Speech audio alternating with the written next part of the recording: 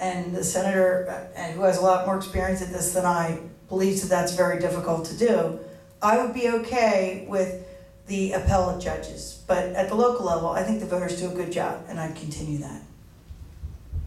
Thank you. Mary Lou?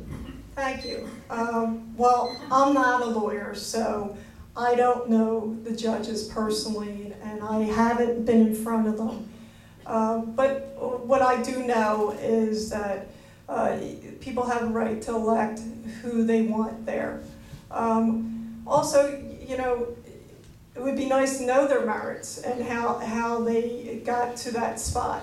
So that's what I have to say on it. But you know, I'm not a lawyer, and I haven't been in front of these judges.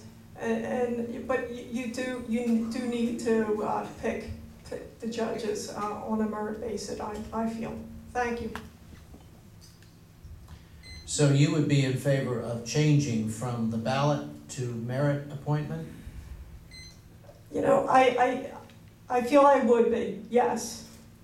Yes. That's what I thought you said. Yeah. I just wanted to be sure. Sorry to make it so clear. Okay. Okay.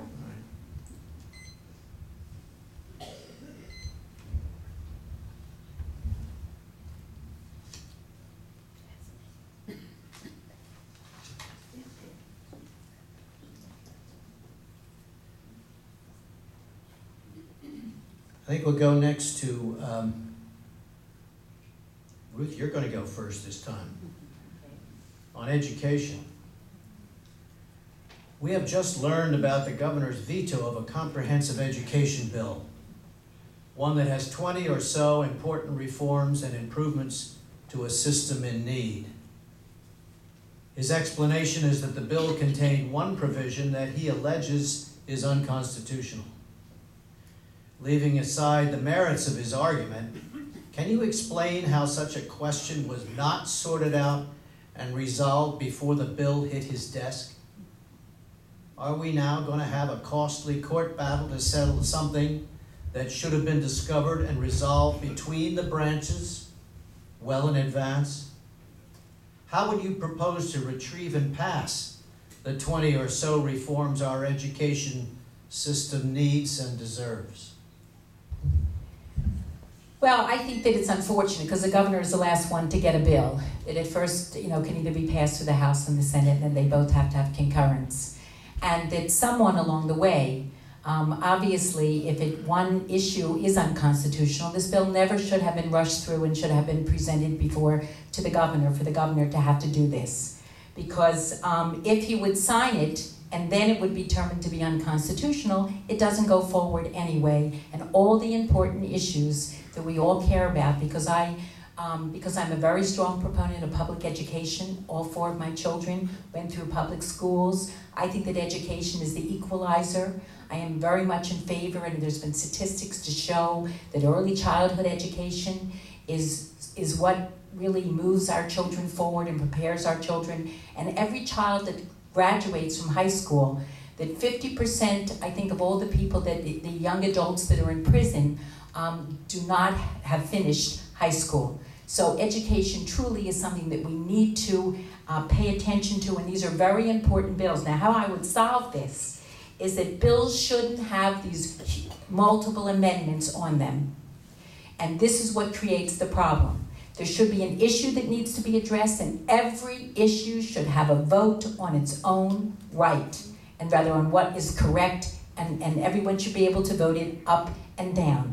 What creates a lot of these problems is that some of the individuals, the legislatures, want to add on this amendment, they want to pass this, they want to pass this on there. So I think that we need to do a better job to ensure that each bill that is presented up for vote, they have to ensure that it is constitutional before it even gets that far. Thank you. Stewart, would you have a shot at this education question? What happened to it? Yes, it's unfortunate that the governor vetoed it. This bill went through both houses overwhelmingly, so it had tremendous bipartisan support in both the House and the Senate.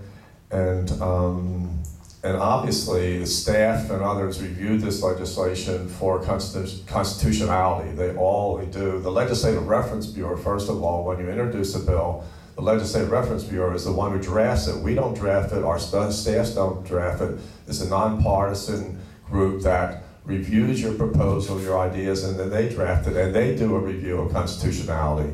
And then when it goes through the committee system in the House and in the Senate, they go through that process as well. If there's something obvious, what we're referring to is a single purpose legislation where it has to have a single purpose in it.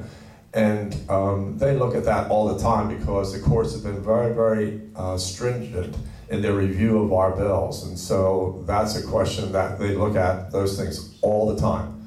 Okay, regardless of that, regardless of pointing fingers at everybody about who's at fault here, I think it's clearly that it passed overwhelmingly this session, and it will pass overwhelmingly next session.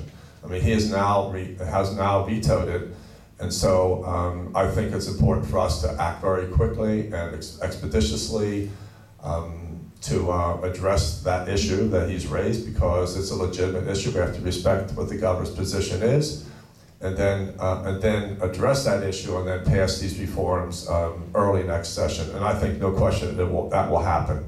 There's great support for this in both legislative houses.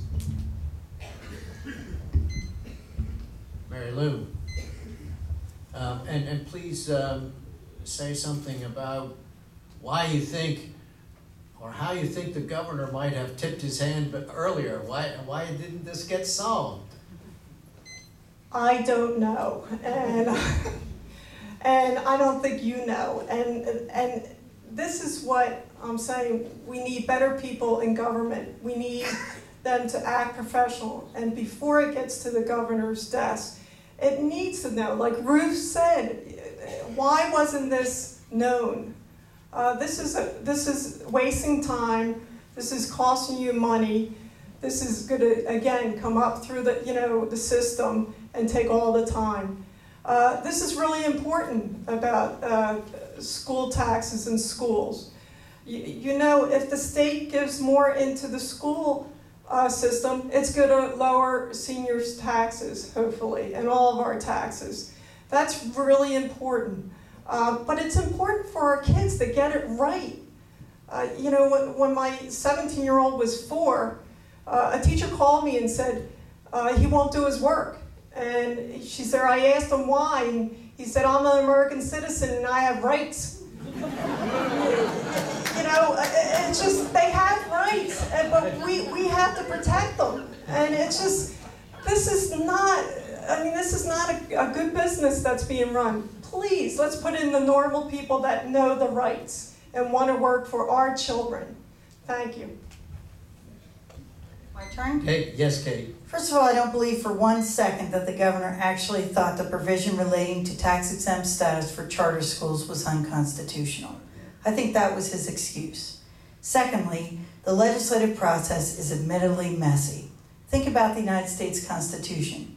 Were we to adopt a rule that said you could never have amendments, we wouldn't have the United States Constitution.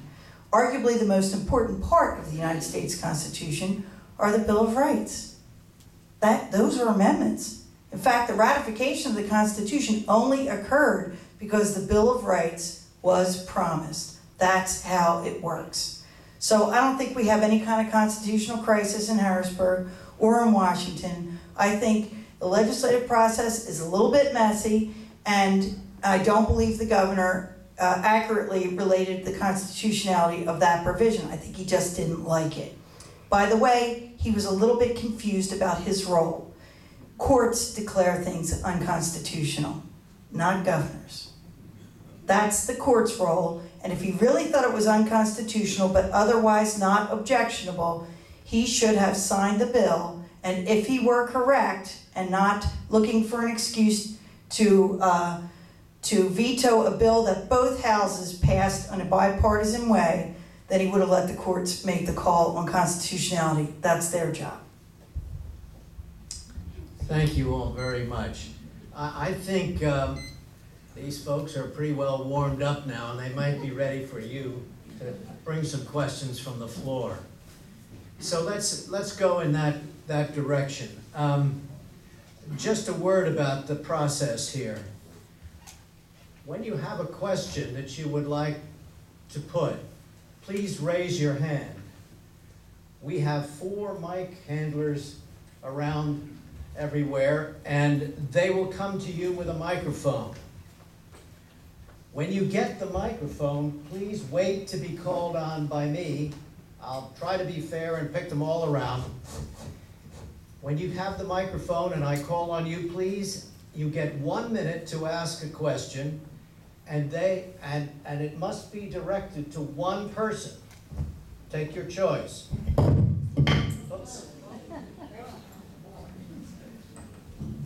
One person, and then they have 2 minutes. That person has 2 minutes to answer.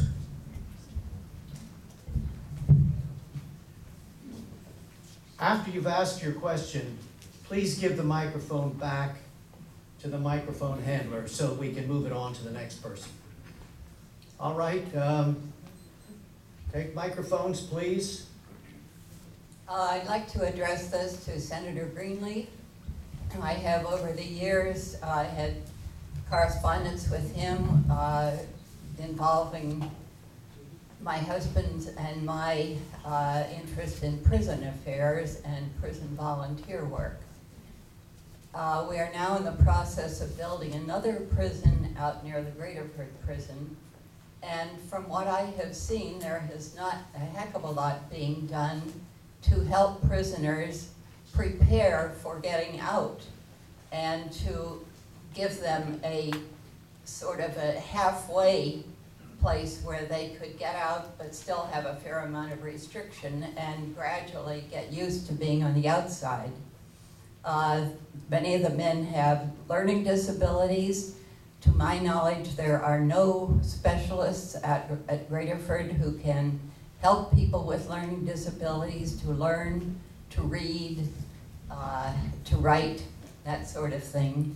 The general educational level from the prisoners We must get to, is quite low. Excuse me. And I want to know what does Senator Greenleaf think he can do to help influence these situations so that we can reduce the number of prisoners and have it be a learning experience? Stewart. Yes.